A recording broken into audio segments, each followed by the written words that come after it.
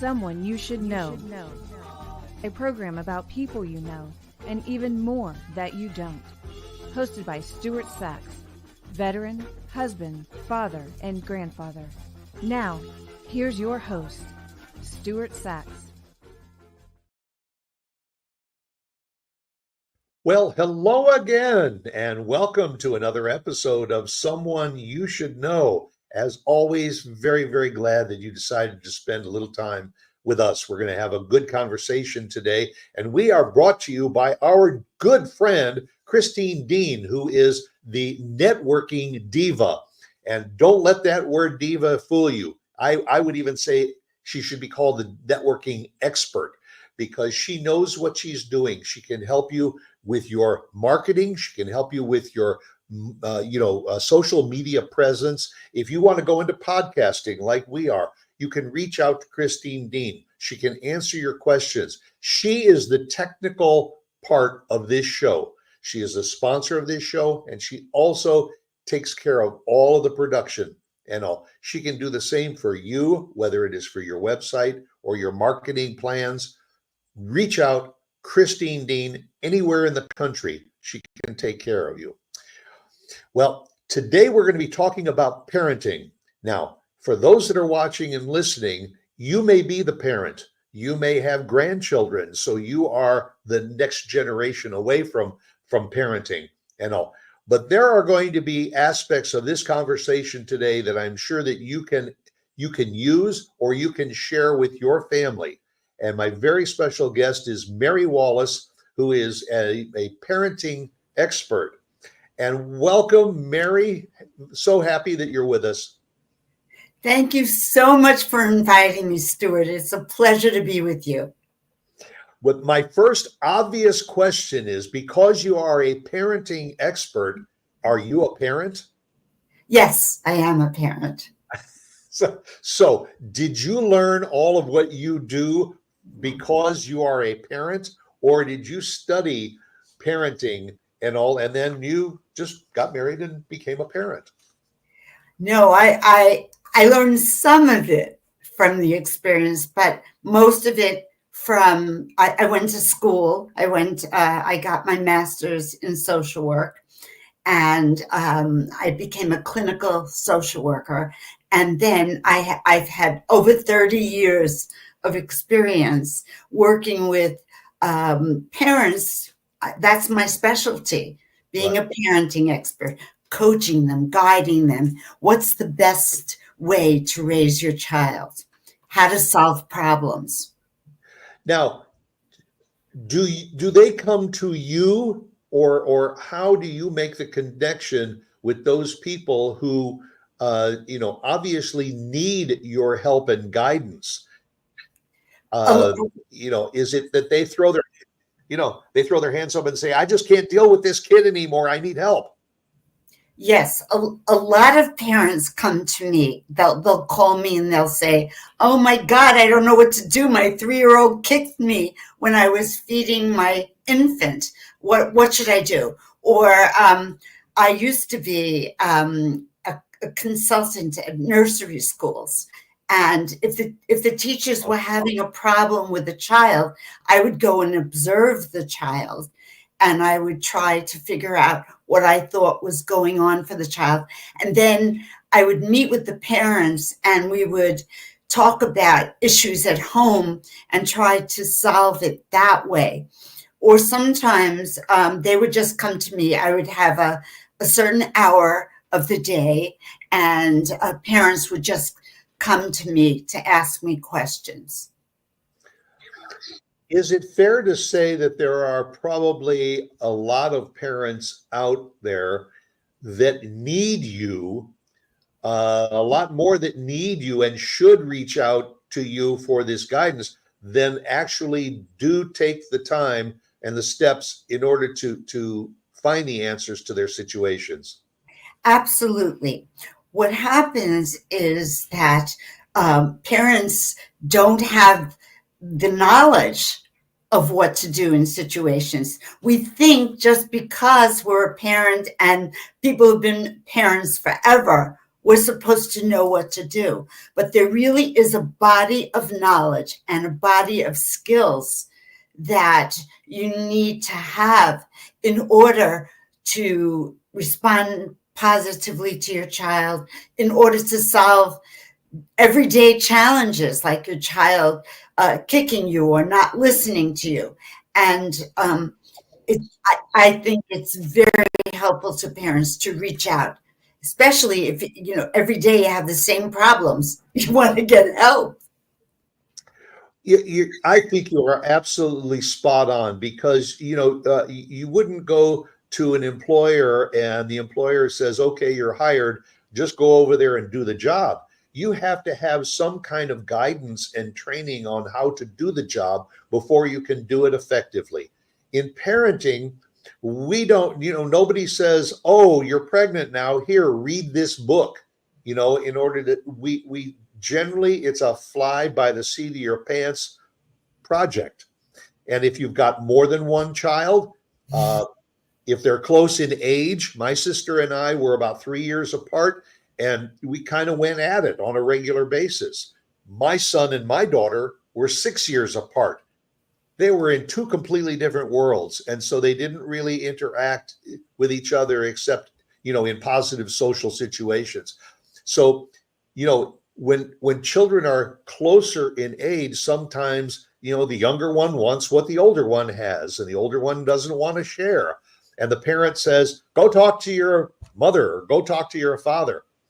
And are today's parents maybe turning their back a little too much on the situation and using they'll outgrow that behavior? I think that's happening.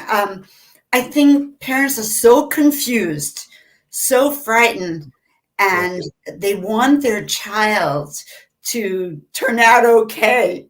And when their child behaves in a certain way or is failing in school, they don't know what to do. They don't know what to do. So a lot of times we kind of turn our back because we don't respond and we don't help the child.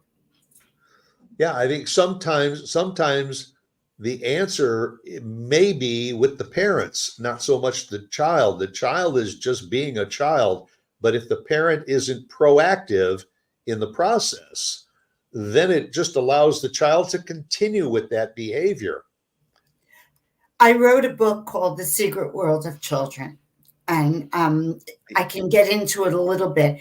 What I did was I found as a therapist that working with parents, one of the hardest things for them was to understand what they were seeing. What is this behavior about? Why is my 7-year-old throwing spaghetti against the wall when I tell him he has to clean the table? And then what do I do? How do I respond? And so in my book, I talk about developmental reasons for children's behavior and I identified 9 issues that are the underlying cause of children's behavior. Folks, it's on the screen right now, meriwallace.com. I invite you to visit that website because not only will you learn a lot of information about who Meri is and her background, but also on the website is a little synopsis of the book. The book is entitled The Secret World of Children. And it's, I think it's really something that parents, whether you're just going into parenting or whether you are already a parent and maybe experiencing a little bit of an issue, get the book, read the book, read what these nine developmental reasons for children's behavior is. Maybe you can learn enough from Meri's book to say, you know what, I got this. I can work with my child. And then the other follow-up is you may have to get on the phone and call Meri and say, help, I need a little bit of help. But I think the book, and I want you to take a few minutes, Meri, and expound a little bit on what those 9 developmental reasons are, because I think it will ring a couple of bells with the people that are watching and listening, and realize that these maybe are areas that they need a little bit of improvement on. Well, the first one I always talk about is the need for love. Children have a tremendous need for love. In my book, I connect each of these 9 issues to early infancy. All of them show up in infancy and follow children all the way through to adolescence. So if you're sitting in a restaurant and you're discussing with your oldest child what college they might want to go to, and your younger child feels, no one's talking to me, what am I, invisible?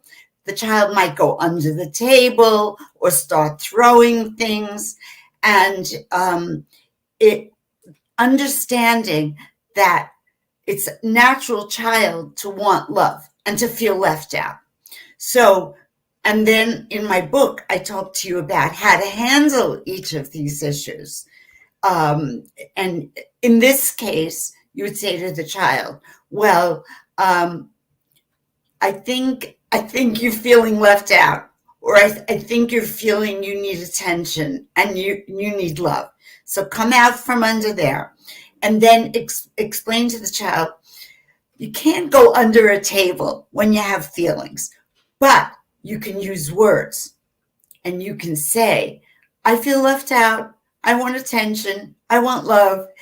And then you tell the child, here's what you can say, because children don't have the words to say things. You know, lots of times a teacher will say, right, use your words, use your words. They don't have the words. And in my work, I always concentrate on giving parents words to use to respond. So in this case, you'd say, you can say, I feel left out. I want to talk too. So what happens is you start to develop a dialogue, and children will act out their emotions less. Other issues are curiosity. This is why your little toddler will keep tugging on an electrical cord, even though you say no. Your child is naturally curious. We see this in 2-week-old babies that'll lie in their crib staring at a stream of light that's coming through the blinds. They think it's the best thing they ever saw. And it's not that they're bad. My whole goal is to explain behavior in a way that it comes from natural development, natural child. Your child is not bad.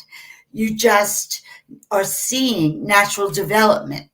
And then you need to use the skills in the book. I give tons of things to say to your child, things to encourage your child to say back to you, and really develop a communication so that you're not going crazy and you're not scared. Yeah, you raised some very, very valid points right in what you said. For instance, I was just thinking, if I'm sitting at that table and my oldest child, we're talking about where he or she is going to go off to college, and the younger child, no matter how much difference there is in age, feels left out of the conversation, I might be inclined to turn to them and say, I know it's early, but have you started thinking about college? and what you might want to be when you grow up? What do you think? Or what do you think your older brother or sister should go, and get them involved in the conversation that way too? Is that a fair avenue to take? Absolutely. Absolutely. The most important thing is that we're so stressed about finding the right college and helping our child that we Right. can get so focused on on our older child and totally leave the younger one out. So what you're suggesting is bringing the younger one into the conversation, make sure that he's getting this attention, because to a child, attention means love.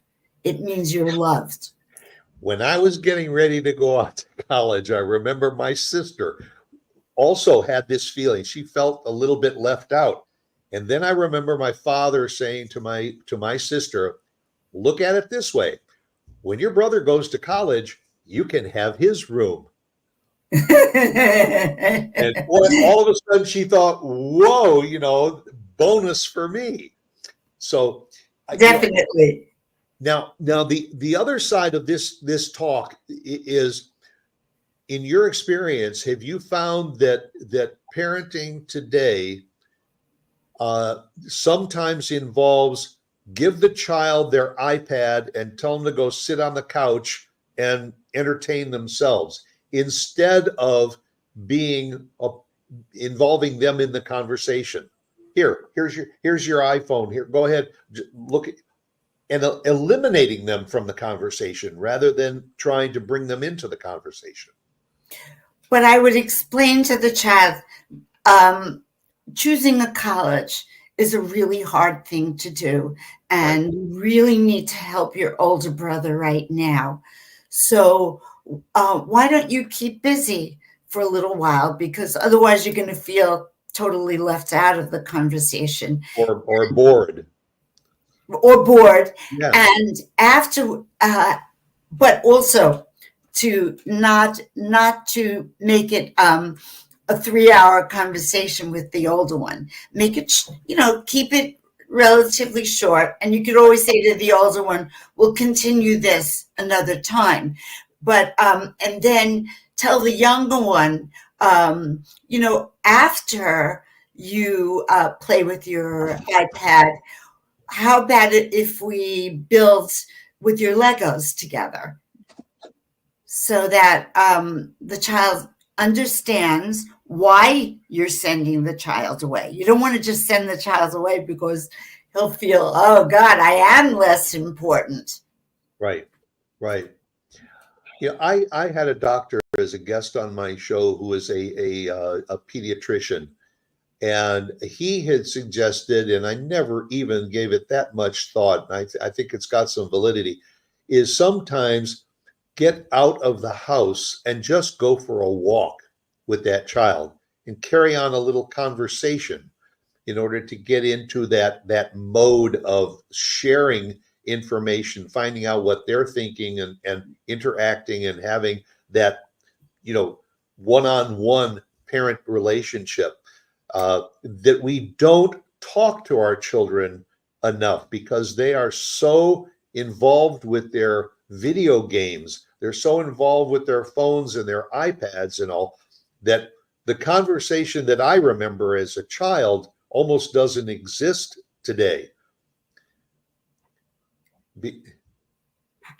Having that conversation is absolutely extremely important, because that's how you find out what's going on with your child. Your child might say, you know what happened today? This boy bullied me in school, and I was crying. And if you don't have that conversation, you're not going to know, and you're not going to be able to help your child. You might want to go to the school and talk to them. Taking a walk is good because you're away from the electronics, which are maddening. They're maddening. Kids are very addicted to it. What happens is when they're playing the game, it releases endorphins in your brain, and it feels good. It feels good. You're so right. Like, You know, you brought up the point a moment ago about the child who's looking through the window and seeing the light, outside. Well, you know what? Maybe go outside around sunset and let the child look up into the sky and see the change of colors in the sky and explain to them a little bit more about those lights that they see, because it's an extension of their curiosity. absolutely. Us talking to our child and explaining the world around them. Oh, you see that man over there? He has a little dog. Look at the dog that's walking next to him. This is how children learn. They've done studies, and the studies have shown that curiosity is one of the most powerful elements involved in learning. That if kids have curiosity, they do better. They succeed in school better. And I think for those parents that say, I just can't talk to my kids, if they are curious about something, then that's the open door for a conversation with them, in order to connect with them on their level, to find out if they are curious about something, then take it to the next level. If they're curious about astrology, take them to a planetarium and let them look at the stars. Uh, yeah, I think part of the issue, and I'm sure it's what you have been doing for the past 30 years. Part of the problem is, again, as I said earlier, not so much with the child, as we as parents have to learn that there is a better way for us to interact with our children. And if getting a book like The Secret World of Children can help you, connect with your child on another level, and that's a very, very positive step to take. Thank you for saying that. And I believe so. I believe that if you read my book, you're not going to feel as frightened or as confused. You'll say, aha, that's why my child is doing that. And look, it tells me what I can do. And I've been so confused and so worried that my child's going to end up on a therapist's couch forever. And look, I can deal with it. I feel strong. I feel empowered because I have the tools. Yeah, learning is not just an experience for children. Learning is also an experience for parents. And it's not something that you do for a year or two. It's an ongoing thing until that child becomes the adult and moves on. And then what you can hope for is that the relationship that you had with your child, they will now carry it on as they become parents, and say, I had a good connection with my parents. I want to have that same connection with my children.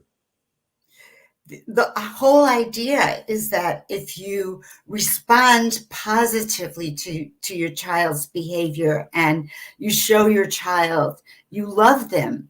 So if your child won't clean up his room, and instead of saying, "Oh, you're such a mess," or you're such a bad child, you protect your child's self-esteem. I feel like that's one of the most important things we can do as parents. Then they internalize positive messages. I am good. Mm-hmm. I am loved. I'm not bad. Otherwise, children grow up with the opposite kind of view. Oh, I'm such a mess. And they can have that in adulthood. They can feel in adulthood, I'm just a disorganized person. Yeah. I mean, I have often said I remember my son, my daughter was pretty clean about her room. My son, a little bit messier, but I could buy him off with an ice cream cone. I'll tell you what, you go clean up your room and everything. We'll go down to the ice cream shop and get a cone together. Okay. Boy, 20 minutes later, I was back in that room and it was like, the sergeant had just walked into the barracks. Everything looked like it was supposed to. And some people might say, well, wait a minute, that's bribery. Well, to a certain extent it might be, but if it works, now when you go out for that ice cream, you sit down and you can talk about all kinds of other things with your child instead of, why is your room so messy?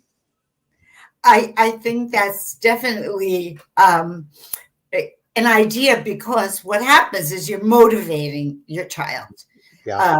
for something pleasurable. I would add to that, explaining to your child, if you keep your things organized and safe, we're going to keep your things safe, because otherwise you could step on a toy, you could break it, Right. and you'll be able to find it. And you may, if everything's upside down, you may lose something you love. So I would add, I like explanations. I like to add the explanations and then say, look, it's such a hard job cleaning up. I'll tell you what, after we finish, we'll go have ice cream. Yeah. Meri, you said at the top of the show that you have been doing this for 30 years. What have you seen, obviously 30 years ago, we didn't have computers or to the degree we have them today. How have you seen the role of parenting and this interaction with parent and children change, from 30 years, 20 years, 10 years ago until today? Has it gotten better or has it gotten a little bit worse? Well, in some ways it's gotten better, because the idea is out there that we need to treat children better. Because years ago, the only method of raising children was punishment, physical hitting.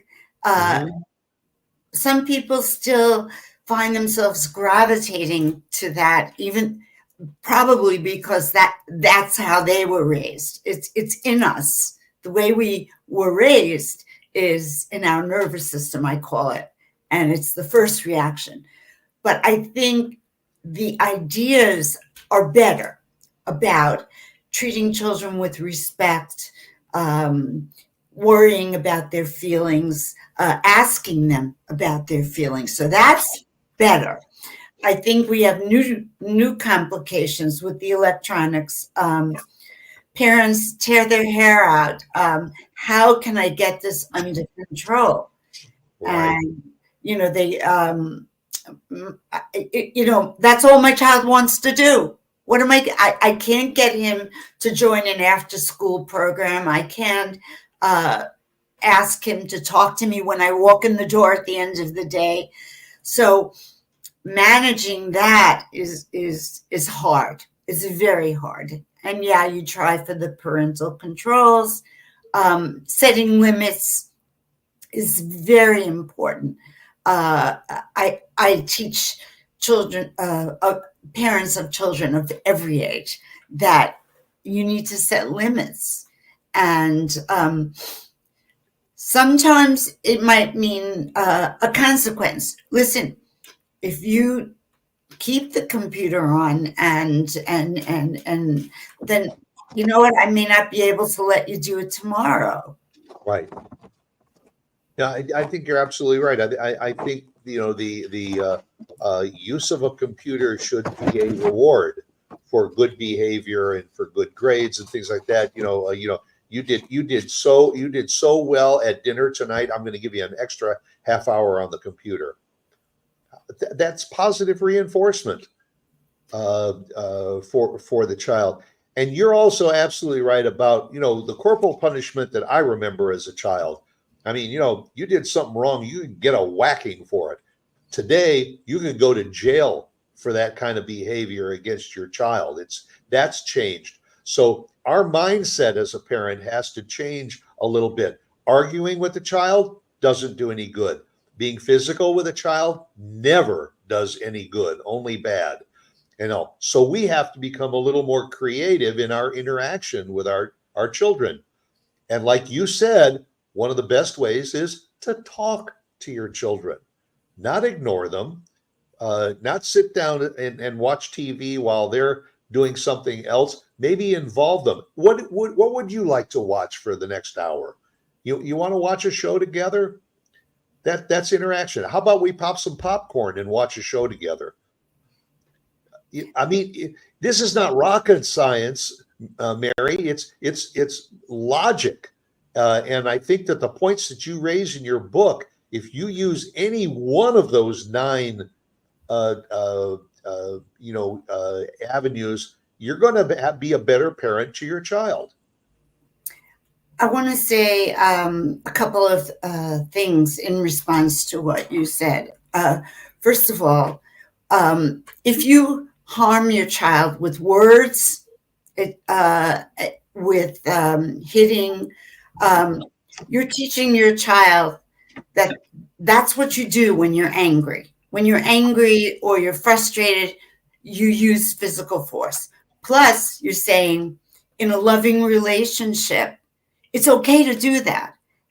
But we don't want that to happen. We want our child to be respectful, to use words, to show emotions in a positive way. Where did you grow up? I grew up in Coney Island, Oh, Brooklyn. man, talk about growing up in a playground. It was wonderful. It just was, there was always a breeze during the summer, even when it was very hot.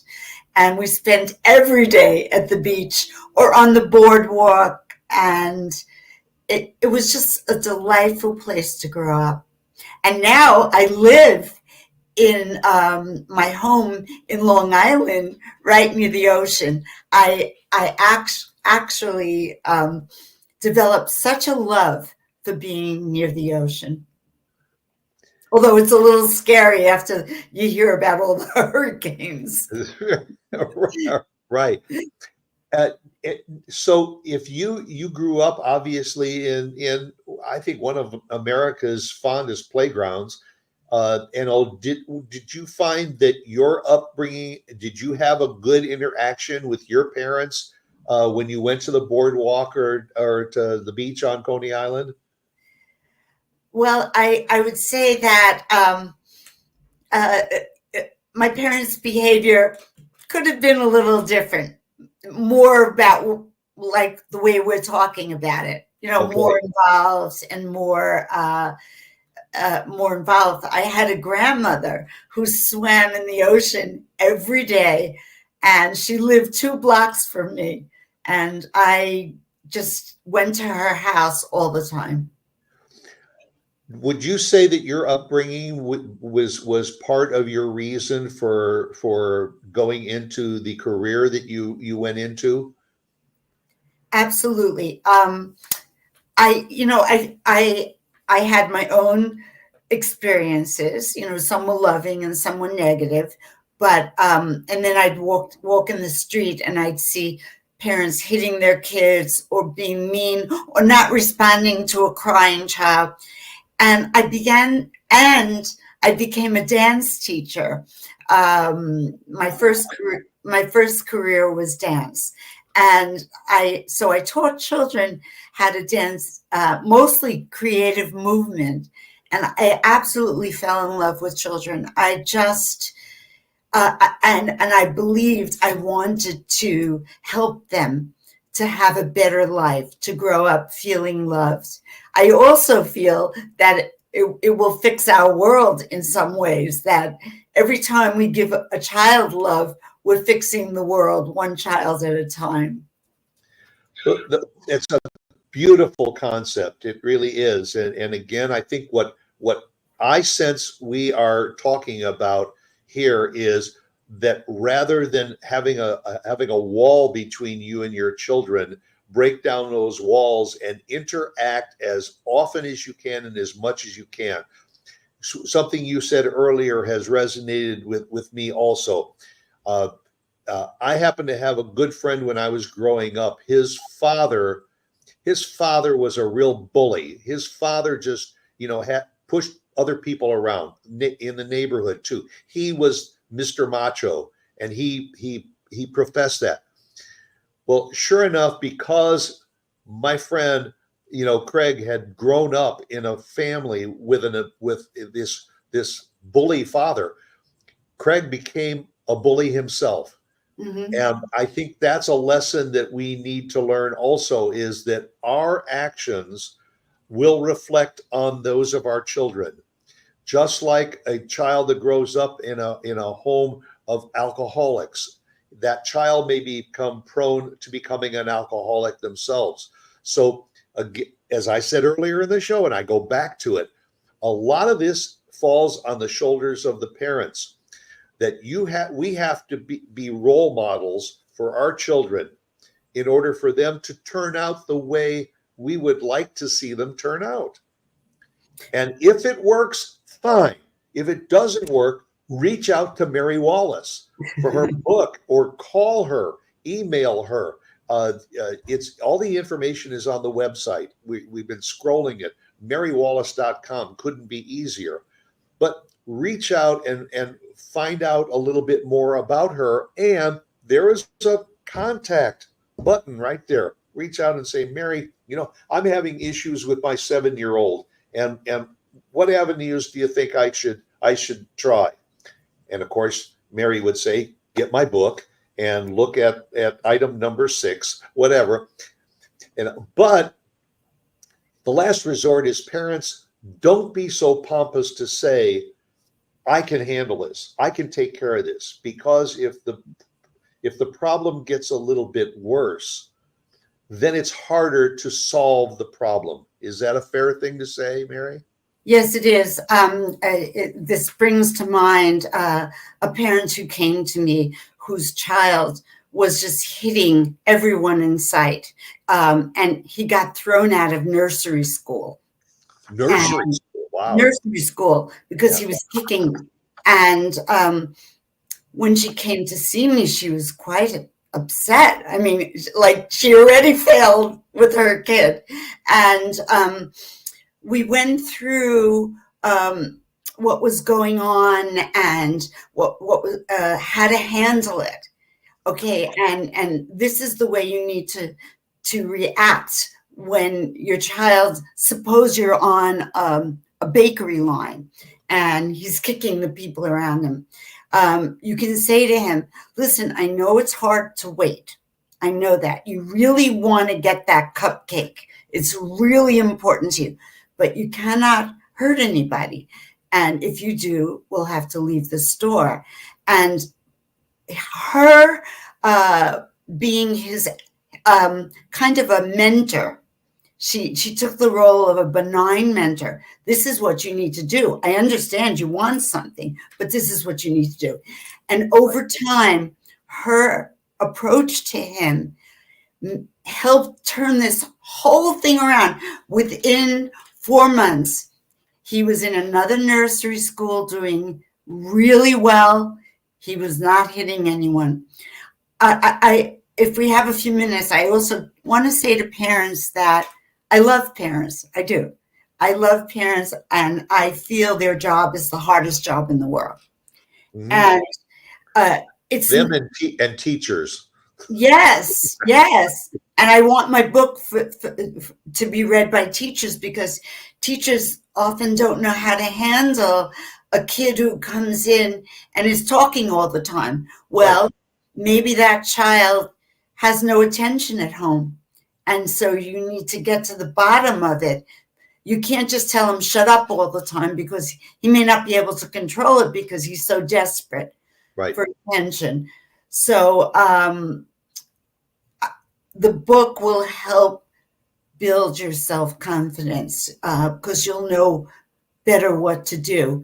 I think if you make a mistake, if you say something to your child, or God forbid you hit him, say, oh God, I'm so sorry. I shouldn't have done that to you. Let me try again. Let me try to handle this better. And explain, I was very tired from work, or with 2 children, I often say, I really want to give you each attention right now. Right. but I only have two hands and I'm only one mommy, but I really want to.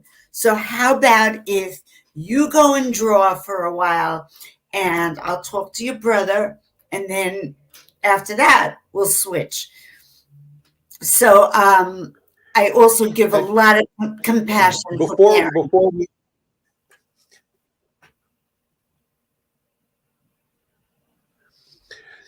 Before we take off, I can't believe how the time has just flown. I want you to address one other issue, and that is that we are living in a society of blended families today, where there are second marriages or third marriages, and sometimes there are blended families. And all, I know, having perused your book, that there are avenues that are there also to be learned for people with blended families, because it's too easy for a child to say, well, you're not my father, and also what kind of advice do you give to blended families that may come to you and say, I've got problems with these children of my wife's because they won't listen to me, how can blended families, make the situations better too? I always say that it's good to explain to children your circumstance. Okay, families are made up in different ways. Your father and I couldn't stay together because we weren't getting along, and it was hard for all of us. But we decided not living together is better. And now I have met someone I love very much, and he's your stepfather. And when he's here, he is going to take the role of your father. He doesn't replace your father, right? But he has importance as my companion, the person I work with. We are raising you together. So when he asks you to do something, you need to respect him. It doesn't mean you don't love your father. Don't worry about that. I know you could worry, like if you listen to him, it means you're not loving your father. But that's not it. First of all, you can love two people, but you do need to listen to him. And just like you need to listen to me, because we are raising you together in this house. This is the way our family is working. Yeah.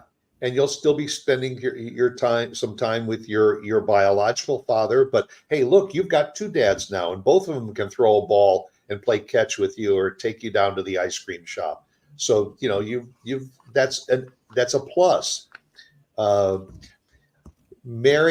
MeriWallace.com. Visit the website too. And Meri, thank you very, very much for taking the time to share what you do. I'm sure that it can be challenging at times, but for parents, don't put yourself in a position of trying to take on more responsibility than maybe you can handle. Reach out to a professional like Meri that can help guide you in the right direction. And it was an absolute pleasure having a conversation with you, Meri. Same here. I really enjoyed talking with you, and I hope this helps parents out there. Well, I thank you for watching again. I always end my show with Oscar Wilde's quote, "Be yourself because everyone else is already taken." And go out, make it a great day. I look forward to seeing you again next week. And once again, a big thank you to someone you should know, Meri Wallace.